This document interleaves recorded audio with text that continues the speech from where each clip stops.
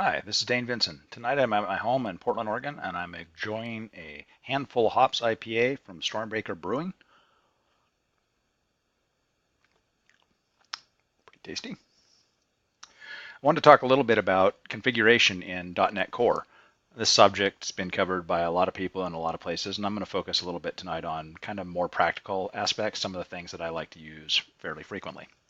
So what I have here is just my stupid to-do exploratory application that I've set up to look at configuration a little bit. It's fairly much just plumbing code out of the gate. So this is fairly typical what you would see in an ASP.NET application in the startup CS, of course, with the configure services where I've added an explore configuration to explore the configurations. I've also updated the app settings JSON file with some specific app settings to play with. Staying with my beer theme here, I've got a favorite beer style of IPA and a beer of the now that's got a graph in it. So it's got properties with sub-properties that also have their own properties, defining a graph object.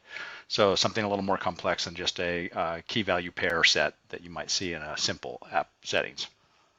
So what I'm going to do here is just kind of run this app and walk through a little bit of the configuration options in it.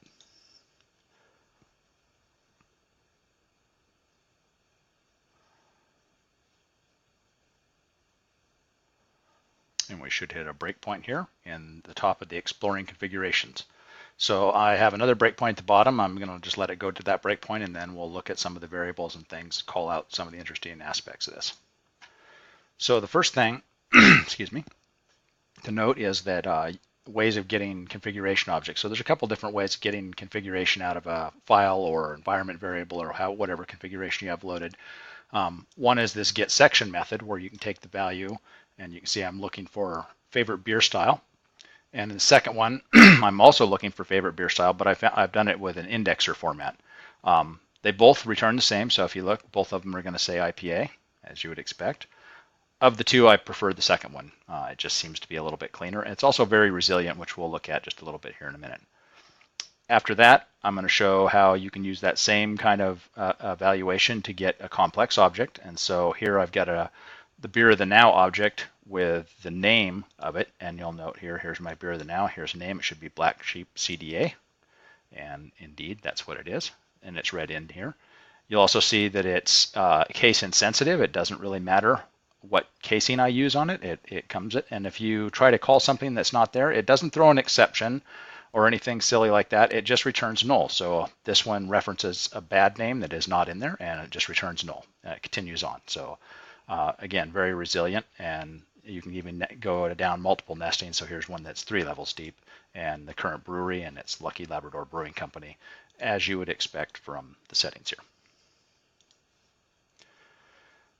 That's all nice, and sometimes there are some real good uses of it, of finding configuration like this, but it's obviously not ideal if you have a lot of configuration to be setting properties one at a time in your configuration startup.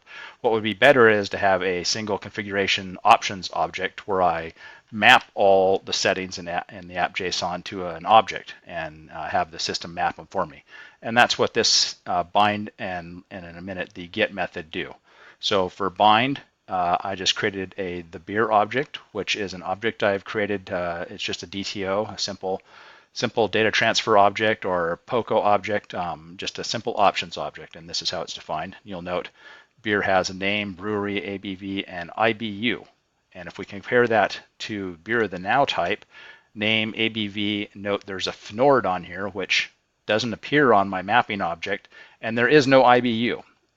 So there's properties that exist on this object that don't exist in the configuration, and there's configuration properties that don't exist on this object, and we'll see how the system handles that very resiliently. And then for the nested object, you can see I have a type of brewery that also has properties on there representing brewery, which represent these same properties on this nested object.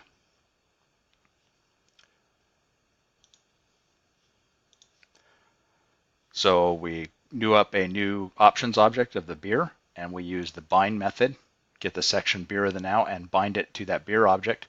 And then afterwards, we can add it to our services as a singleton. And now anywhere in any of our code that we have, say a constructor, that we're using dependency injection on a constructor, we can inject in the beer object, and we'll get the properties that were set on it at the configuration time. And you'll note here's the beer object, and you can see all the properties are actually set, including the nested complex object properties of the brewery.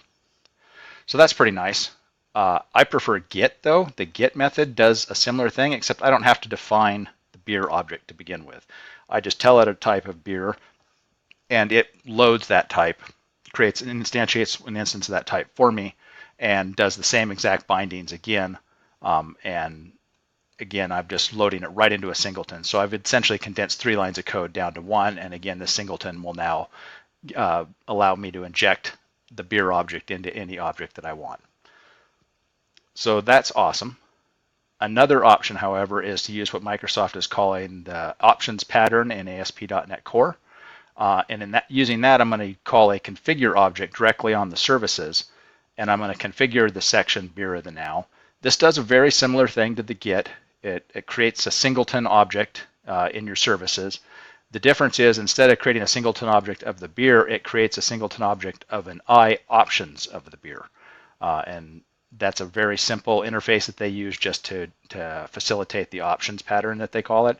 And an implementation of that gets injected for me automatically. I don't have to have my own implementation of the I options. And again, it makes the injection for an add singleton automatically for me. So I don't have to do an add singleton. The configure method handles that for me. One last thing is you can also do collections. So here I've got a get section from to-dos. You'll note I don't have that in here, but I've injected that by creating another to-do object or another JSON file that's got an array of to-do objects in it, and I'm loading that into the collection this way. And there's 2 different ways I can do that. I can again go with the bind method or the get method and load that as an array with the get sections and add it as a singleton, or I can just do it as a configuration. The configuration, you'll note though, I can't do an array, I have to do a list. That's because the I options of T requires that T be a class. So array won't do it, it has to be a list or some other type of collections class. And then we return our services, and then if we look, I've got a controller set up here that's taking these dependencies. I've got one for the beer, that would be what gets injected by the bind or the get methods, and I've got another object that is the I options of the beer. That's what gets bound by the configure method. And then finally, I also showed the collections here. So we'll step to that place. There we go. And now we'll look, we'll see there's our beer as we would expect. That's being set by that get. And the beer options, if you look here, you can see it's a very simple object. The I options is just implemented. It only has a value on it, and that value has my options in it. And then the list, obviously, will have all the values of the list that I had in that to-dos JSON file.